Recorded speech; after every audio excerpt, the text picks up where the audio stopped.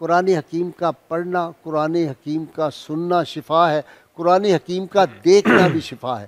اگر کوئی بالکل قرآن حکیم نہیں پڑھ سکتا، ایسے بے شمار واقعات ہیں، اور بڑے بڑے اللہ نے ان کو مقام عطا کیے جو بالکل ان پڑھ تھے اور قرآن حکیم کو دیکھ کے یہ کہتے تھے یہ بھی سچ ہے، یہ بھی سچ ہے، یہ بھی سچ ہے، تو اس کے بھی اثرات ہیں۔ قرآن حکیم دیکھنے کے بھی جو اثرات ہیں، میرے والد گرامی بڑے باکمال حافظ تھے، 56 مسلح کیوں پڑھتے ہیں قرآن حکیم؟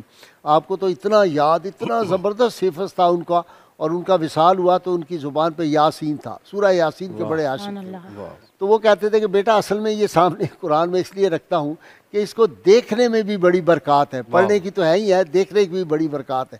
تو قرآن حکیم جو آدمی تلاوت کرتا ہے، قیامت کے روز اللہ تعالیٰ اس کو قرآن لکھنے والے معزز فرشتوں کے سامنے جو ہے وہ اس کو شامل کرے گا، اور پھر قرآن حکیم جو آدمی تلاوت کر رہا ہوتا ہے، پڑھ رہا ہوتا ہے، اللہ تعالیٰ فرشتوں کے سامنے اس کا ذکر کرتے ہیں، بلکہ اس پہ فخر کرتے ہیں۔ اور قرآن حکیم جس جلد میں ہوگا اس کے بارے میں کہا جاتا ہے کہ اس کو جہنم کی آگ نہیں چھو سکتی۔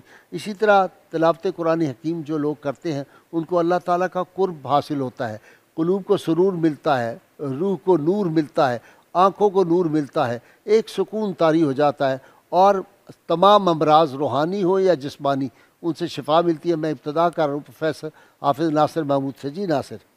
بسم اللہ الرحمن الرحیم، الحمدللہ والصلاة والسلام علی رسول اللہ وعلی آلہ وصحبہ ومن تبعہ ومن والا۔ غازی صاحب قبلہ، گفتگو کا آغاز سنن دارمی کی ایک حدیث سے کروں گا۔ ارشاد۔ سورہ یاسین اور طٰہٰ کی فضیلت کے باب میں یہ حدیث لائے امام دارمی کہ اللہ تعالیٰ نے ان اللہ تعالیٰ قرأ طٰہٰ و یاسین قبل ان یخلق السماوات والارض بألف عام۔ اللہ نے زمین اور آسمان کی تخلیق سے 1000 سال پہلے ملائکہ کے سامنے یاسین اور طٰہٰ خود تلاوت فرمائی۔ رب ذوالجلال نے تلاوت۔ اب جس کا اپنا کلام ہے جب وہ تلاوت فرمائے اور سننے والے فرشتے، تو فلما سمعت الملائکۃ القرآن، جب فرشتوں نے قرآن سنا، قالت طوبیٰ لأمۃ ینزل ھذا علیہا، مبارک ہو اس امت کے لیے جس پر یہ قرآن نازل ہوگا۔ وطوبیٰ لمن جواف تحمل ھذا، انہوں نے کہا کہ وطوبیٰ لاجواف تحمل ھذا، ان سینوں کے لیے مبارک جو اس قرآن کو محفوظ کر کے اٹھائے پھریں گے، جن سینوں میں یہ قرآن محفوظ ہوگا۔ وہ فرمایا وطوبیٰ لألسنۃ تتکلم بھذا، اور مبارک ان زبانوں کے لیے جو اس کلام کے ساتھ گفتگو کریں گی، قرآن مجید کو پڑھیں گی۔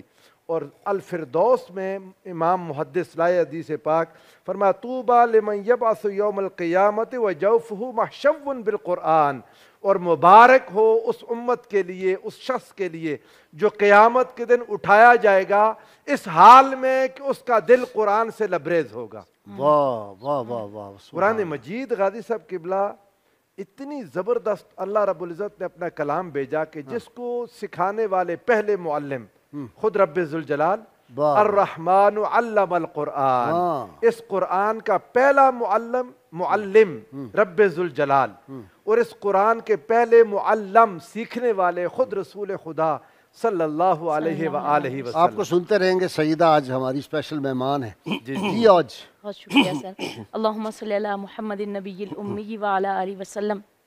آپ کا بہت بہت شکریہ، آپ نے مجھے مدعو کیا اپنے پروگرام میں۔ اللہ تعالیٰ آپ سب کو سلامت رکھے، آپ سب کی ٹیم کو، آمین یا رب۔ تو ساری تعریفیں اللہ تعالیٰ کے لیے خاص ہیں جس نے اپنے بندے پر کتاب اتاری جو ہر چیز کی وضاحت کرنے والی ہے، تبیانا لکل شیء، اور مسلمانوں کے لیے ہدایت اور رحمت اور خوشخبری ہے۔ اما بعد، قرآن کریم بہترین کتاب ہے جو اشرف الانبیاء پر اس بہترین امت کے لیے نازل کی گئی جسے تمام لوگوں کے لیے پیدا کیا گیا۔ اس کی شریعت تمام شریعتوں سے افضل، آسان اور مکمل ہے۔ یہ اللہ کا وہ کلام ہے جسے حضرت جبریل علیہ السلام کے ذریعے سے خاتم الانبیاء والمرسلین صلی اللہ علیہ وآلہ وسلم پر نازل کیا گیا، جو زبانوں پر جاری، سینوں میں محفوظ، مصاحف میں مکتوب اور تواتر کے ساتھ منقول ہے۔ اور پھر ہمیں اس کی تلاوت کا حکم دیا گیا۔ سورہ الفاتحہ سے شروع اور سورۃ الناس پر ختم ہوتا ہے۔ اللہ تعالیٰ فرماتے ہیں وَإِنَّهُ لَتَنزِيلٌ مِّن رَّبِّ الْعَالَمِينَ، بے شک یہ رب العالمین کی طرف سے نازل کردہ ہے۔ نزل بہ روح الامین، جس کو روح امین لے کر آئے۔ امانت دار لے کر آئے، امین کے دل پہ اتارا، سبحان اللہ۔ اور وہ مصدوق بھی ہیں۔ علی قلبک لتکون من المنذرین، آپ کے دل مبارک پر، تاکہ آپ ڈرانے والوں میں سے ہو جائیں، بلسان عربی مبین، واضح عربی زبان میں، ایسی زبان کہ جو ہر کوئی سیکھ جاتا ہے۔ یہ عربی زبان کا بھی اعجاز ہے کہ یہ بہت آسان زبان ہے، اور ساری زبانوں کی ماں بھی ہے۔ ساری زبانوں کی ماں ہے، بالکل۔